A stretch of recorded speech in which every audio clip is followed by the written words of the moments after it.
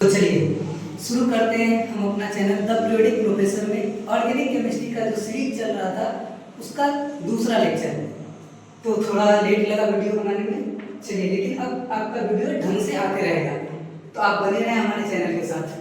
तो ऑर्गेनिक में बात करते हैं हम लोग। ऑर्गेनिक केमिस्ट्री में पिछले वीडियो में पढ़ा था कि ऑर्गेनिक केमिस्ट्री को पढ़ने का तरीका सीखना है। पहले तो हम लोग को पढ़ने का तरीका सीखना ताकि ऑर्गेनिक पूरे तरह से हम लोगों को समझ में आए। इसके लिए हमने ऑर्गेनिक केमिस्ट्री में बताया कि ऑर्गेनिक केमिस्ट्री का पहला जो पार्ट है, बेसिक पार्ट, वो कर जाना है, जिसमें हम लोग बेसिक ऑर्गेनिक समझते हैं। उसके बाद ऑर्गेनिक आया कहाँ से, इस चीज को समझेंगे, फिर उसका नेमिंग करेंगे, फिर उसके बाद जो है कि हम लोग आइसोमेरिज्म पढ़ेंगे, उसके बाद जो है कि हम लोग स्टीरियोकेमिस्ट्री देखते हैं, आइसोमेरिज्म देखते हैं, उसके बाद नेमिंग देखते हैं, जो कि नेम रिएजेंट देखेंगे, ठीक है। तो इस तरह से हम लोग एक जो कि तरीका तैयार किए थे पढ़ने का ऑर्गेनिक को। उसके बाद फिर हमने इसका एप्लीकेशन पार्ट यूज किया था, जो हमारे बुक में एक चैप्टर के रूप में दिया गया है उसको। तो पहले हम जो कि अपना बेसिक शुरू करते हैं, फिर अपने बुक पे आएंगे ताकि ऑर्गेनिक आराम से हमें समझ में आए। तो चलिए बात शुरू करते हैं अपने ऑर्गेनिक से। आखिर ऑर्गेनिक का ओरिजिन कहां से हुआ, ऑर्गेनिक केमिस्ट्री आया कैसे। तो हम लोग स्टार्ट करते हैं कंपाउंड के बारे में। तो कंपाउंड दो तरह का होता है, एक होता है ऑर्गेनिक कंपाउंड, एक होता है इनऑर्गेनिक कंपाउंड। तो ऑर्गेनिक कंपाउंड क्या होता है, वैसा कंपाउंड जिसके अंदर वाइटल फोर्स लगता हो, वो क्या होगा, ऑर्गेनिक कंपाउंड, मतलब लिविंग ऑर्गेनिज्म। मतलब अगर यदि कोई भी चीज लिविंग ऑर्गेनिज्म होगा, वो जिस चीज से बना हो या उसके बारे में जो स्टडी करते हैं, वो क्या होता है हमारा ऑर्गेनिक। फिर बात करते हैं इनऑर्गेनिक। इनऑर्गेनिक मतलब होता है नॉन लिविंग ऑर्गेनिज्म, मतलब इसके अंदर वाइटल फोर्स हमारा नहीं होता है। तो चलिए, जब वाइटल फोर्स होता है ऑर्गेनिक होता है, नहीं होता मतलब इनऑर्गेनिक है। तो हम लोग बात करते हैं ये वाइटल फोर्स होता क्या है। तो वाइटल फोर्स को समझने से पहले थोड़ा सा ऑर्गेनिक के बारे में देखते हैं कि ऑर्गेनिक केमिस्ट्री जो है अपने मूल शब्द ऑर्गेन से बना है, जहां हाइड्रोकार्बन तथा उनके डेरिवेटिव्स की स्टडी करते हैं। मतलब कि है ऑर्गेनिक केमिस्ट्री जो अपना एक मूल वर्ड है जो ऑर्गेन से बना हुआ है, और ये तो है कि जहां पे हम क्या करेंगे, हाइड्रोकार्बन मतलब कार्बन तथा हाइड्रोजन से बना कंपाउंड या इसका डेरिवेटिव्स का स्टडी करेंगे। ये क्या है हमारा ऑर्गेनिक केमिस्ट्री। तो ये ऑर्गेनिक केमिस्ट्री का ओरिजिन कहां से हुआ, तो 1807 ईस्वी में बर्जीलियस नामक एक वैज्ञानिक था, जिन्होंने कहा कि ऑर्गेनिक कंपाउंड को प्रयोगशाला में नहीं बनाया जा सकता है, इसे केवल प्रकृति के द्वारा ही प्राप्त किया जा सकता है, जिसे जीवन शक्ति का सिद्धांत यानी वाइटल फोर्स थ्योरी कहा गया।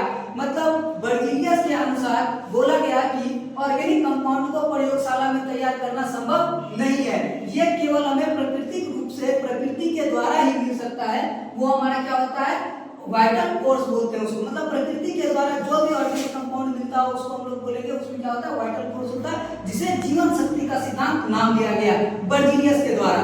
तो इसके बाद हम लोग और आगे बढ़ते हैं, लेकिन ऐसा कोई नहीं है, हम लोग सिर्फ और सिर्फ प्रकृति के ऊपर निर्भर नहीं कर सकते। लेकिन बर्जीलियस का तो विश्वास था कि ऑर्गेनिक कंपाउंड को बनाया नहीं जा सकता है।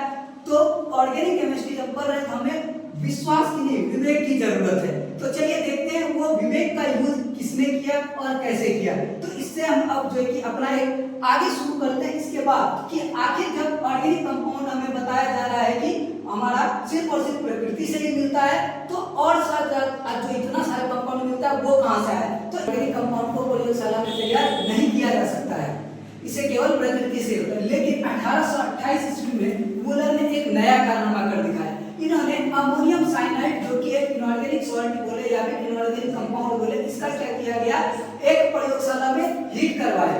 जब इसका प्रयोगशाला में हीट करवाया गया, इससे एक नया कंपाउंड तैयार हुआ जो ये था।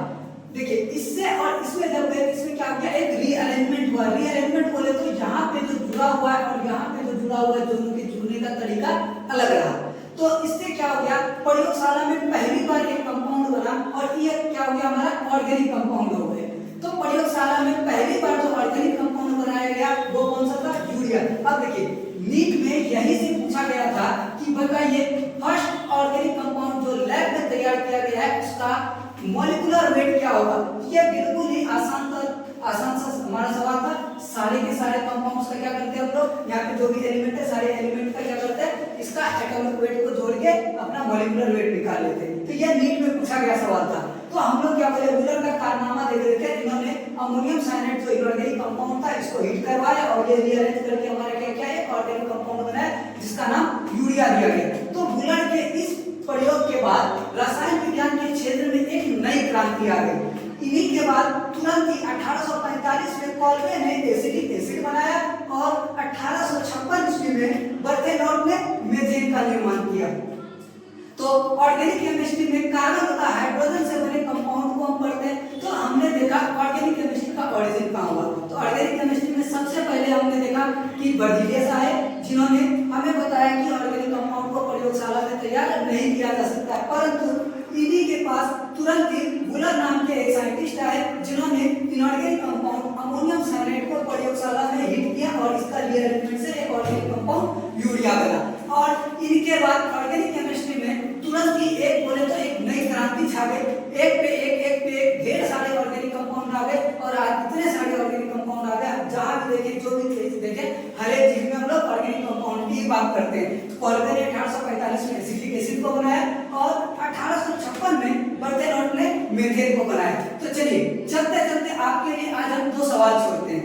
दो सवाल क्यों? क्योंकि अभी जब हम इसको जाने, इसको जानने के बाद आपको जो है कि इससे एक सवाल का जवाब देना है कि ऑर्गेनिक कंपाउंड की बात कर रहे हैं जिसमें हम हमेशा कार्बन को ही क्यों, यानी कि पहला जो सवाल है entire branch of organic chemistry, मतलब ऑर्गेनिक केमिस्ट्री के इतने सारे ब्रांच हैं इसमें से हम लोग सिर्फ और सिर्फ कार्बन को ही क्यों पढ़ते हैं, क्यों इतना वैल्यू दिया जाता है कार्बन को। तो पहला आपका क्वेश्चन है कि बताना है कमेंट बॉक्स में, या फिर अगर नहीं पता है तो फिर इसको लेकर हम शॉर्ट्स के माध्यम से अगले क्लास में आपको इसको बता देंगे। तो ऑर्गेनिक केमिस्ट्री में हम लोग क्या करते हैं, कार्बन की ही स्टडी क्यों करते हैं, कार्बन को इतना इज्जत क्यों मिलता है, या फिर अगर कार्बन की इज्जत इतनी ज्यादा होती है, कार्बन को हम इतना ज्यादा इज्जत देते हैं, इसके बारे में इतना बात करते हैं, तो कार्बन में ऐसा क्या है जो इसको स्पेशल बनाता है, जो कि हम ऑर्गेनिक केमिस्ट्री में कार्बन और हाइड्रोजन से ही बात करते हैं, मेनली कार्बन को लिया जाता है। तो चलिए अगले दिन फिर आपसे मिलते हैं और इस सवाल का जवाब देते हैं। तब तक आप जो सवाल का जो दिए हुए इसको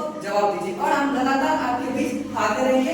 अब से आपका ऑर्गेनिक केमिस्ट्री का सेशन पर डे आपको एक क्लास इसका मिलते रहेगा और इसी बीच हम लोग लेकिन कुछ अलग कंसेप्ट की भी बात करेंगे, इनऑर्गेनिक हो या फिजिकल हो, जो हमारे परीक्षा में हर बार ऑब्जेक्टिव में आए या सब्जेक्टिव में, धीरे धीरे एक वीडियो उनका भी हम आपको डालते रहेंगे। तो चैनल पे आप बने रहिए।